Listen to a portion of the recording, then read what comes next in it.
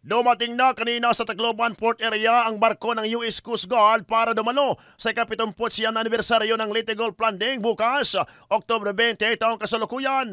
Sa panayam ng mga taga-media kay US Coast Guard Lieutenant Patrick Dries, sinabi nitong bukod sa pagdalo sa Leyte Gold Landing Commemoration ay magkikipag-ugnayan rin sila sa Philippine Coast Guard para palakasin ang kanilang ugnayan sa maritime services.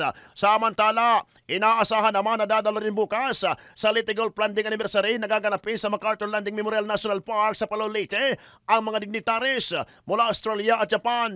Magiging guest speaker naman sa selebrasyon si Undersecretary Rinaldo B. Mapago, Administrator ng Philippine Veterans Affairs Office o PVAO. Sa ngayon ay meron na lamang 20 na mga living World War II veterans na ayon kay Leyte Board Member Carlo Loreto, magiging solemn ang komemerasyon dahil paunti ng paunti kada taon ang mga buhay na bayani sa ikalawang digmaan na nagbuwis ng buhay para makamit ang ating tinatamasang kapayapaan.